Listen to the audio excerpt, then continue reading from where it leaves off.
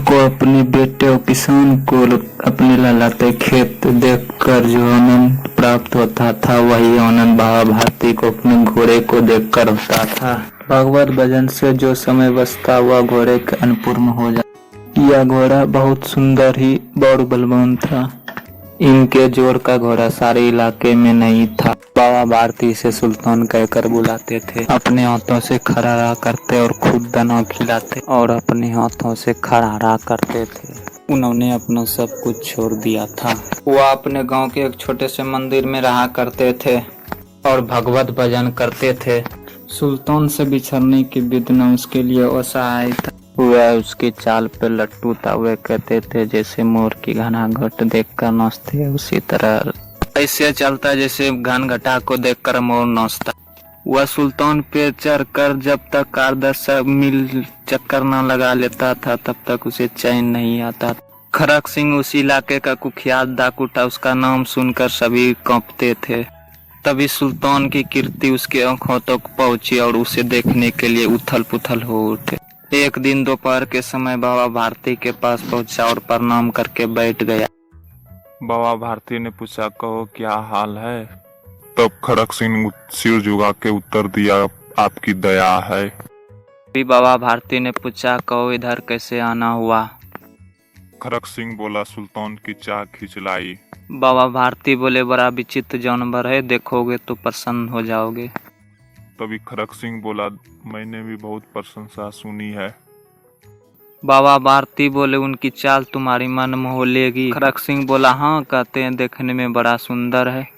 बाबा भारती बोले, जो एक बार देख लेता है उनके हृदय में छवि अंकित हो जाती है। बहुत दिनों से अभिलाषा थी, आज उपस्थित हो पाया हूँ।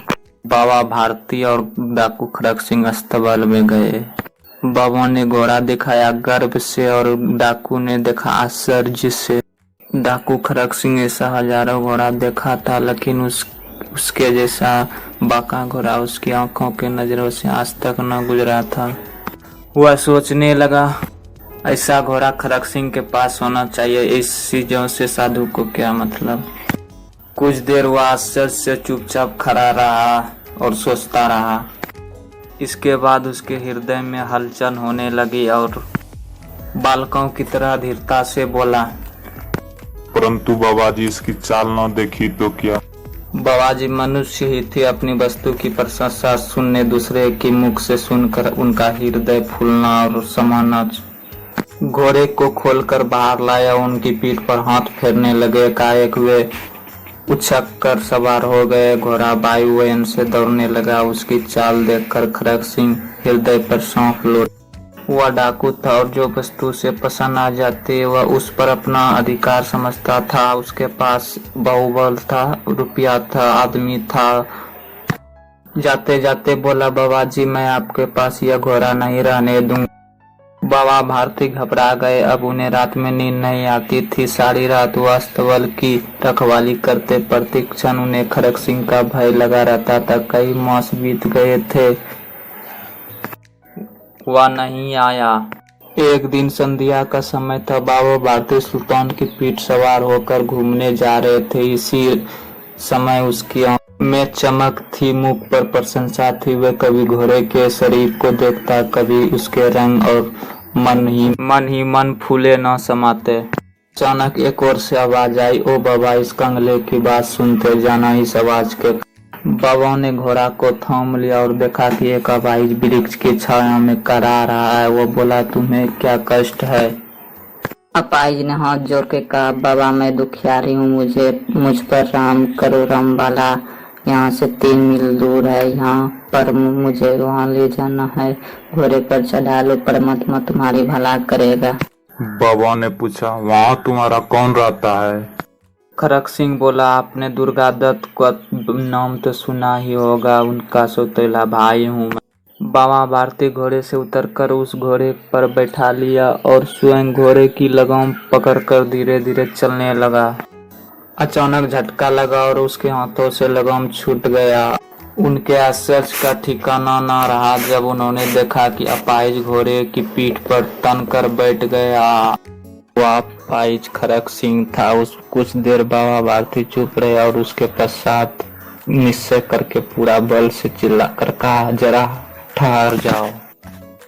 खड़क सिंह बोला, बाबा जी अब घोड़ा या ना दूंगा।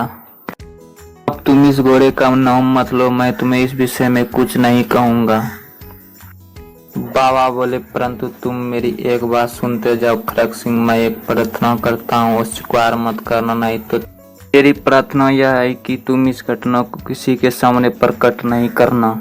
बाबा भारती बोले, लोगों को यदि यह घटना पता चलेगा तो वो किसी अपाइज पर विश्वास न करेगा। या कहते कहते उन्हें सुल्तान की ओर से मुंह मोड़ लिया, जिससे उसका कोई संबंध ही न हो।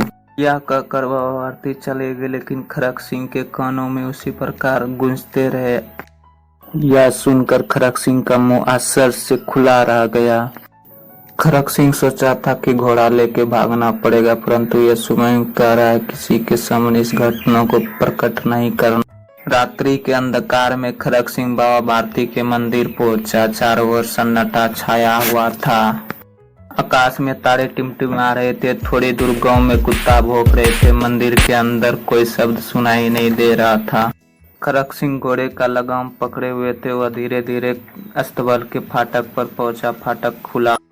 किसी समय वहाँ बाबा भारती लाठी लेकर पहरा देते थे, परंतु आज उन्हें किसी चोरी अथवा डाके का भय नहीं था। खड़क सिंह ने आगे बढ़कर सुल्तान को उसके स्थान पर बांध दिया। इस समय उसकी आंखों में पश्चाताप का आंसू था। रात्रि का तीसरा पहर बीत चुका था। चौथा पहर आरंभ होते ही बाबा अपने कुटिया से बाहर निकले और अस्तबल की ओर बढ़े। अस्तबल पर फाटक पर जाते ही उसके भूल का पश्चाताप हुआ।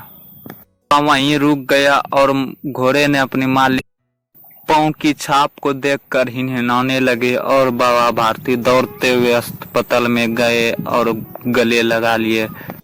ऐसे रोने लगे कि बहुत दिनों से बिछड़ा हुआ पुत्र मिल गया हो उसे। उसके पीठ पर हाथ थपथपाए और बोले, अब कोई अपाइज पर भरोसा करना नहीं छोड़ेगा।